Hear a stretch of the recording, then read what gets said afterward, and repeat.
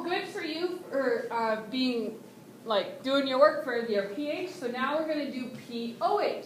And as we discussed before, it's probably what you guessed. It's about hydroxide ions instead of hydronium ions.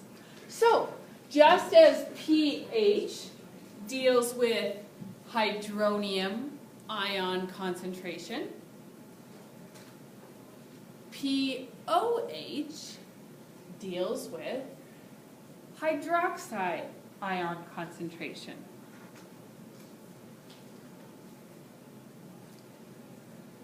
Where the P is just referencing or just means negative log.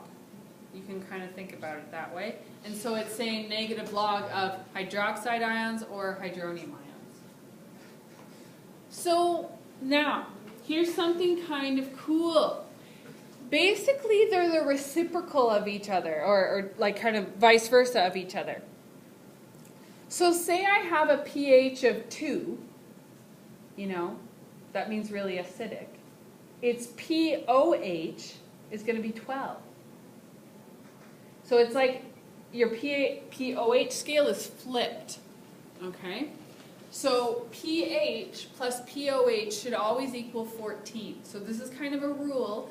Now, that's one of the things that you would want to take out your formula sheet for and put on the back of your formula sheet in one of those boxes. pH plus pOH is equal to 14.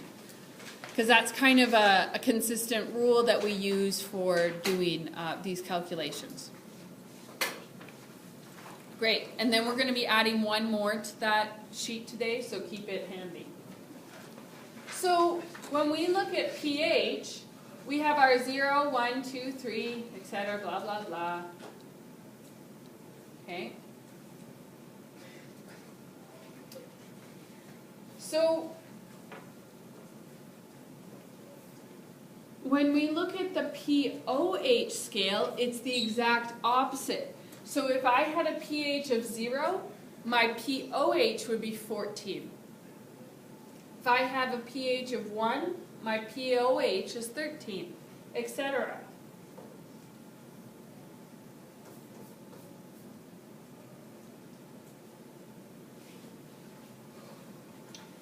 So, but they're still the same when we think about here to here. This is more basic, okay? And from here to here would be more acidic, okay? So it's still kind of the same referencing. Now, when you're doing these questions, I would kind of recommend having something like this on the top of your work, or you get a test and just drawing that out so that you kind of have it in your head. I don't know about you, but I get mixed up, and if I have something like this, it helps me kind of focus. So, to calculate the pOH, we use the same formula as our pH, but we substitute in the hydroxide ion concentration.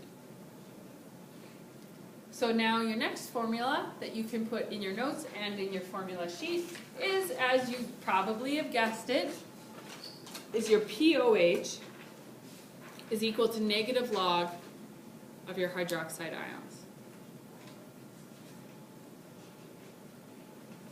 Great. And then, yeah, good. So, it's not too much new in terms of what you need to do with your data. It's just kind of a different way of thinking.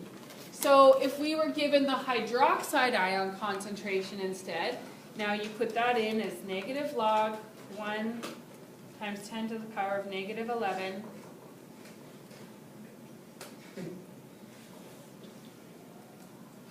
you should get 11. And since it's 2 sig digs, we need to put it to 2 decimal places for pOH. So it's the same kind of sig dig rules as pH is. So next, put the next one in. Is it dead? Is it dead? I just already have it. Oh, okay. You're ahead of the game. Because I probably gave you the notes for the whole thing. So did you do all the workbook? I didn't do all the work. Oh, okay. I just did the notes because I did nothing. Sure. That's good. I didn't do part 2. I was too tired. I did it, but I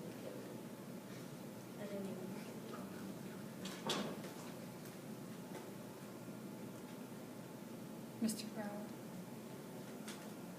Is it in your locker? Yeah. Well, go get it, come on.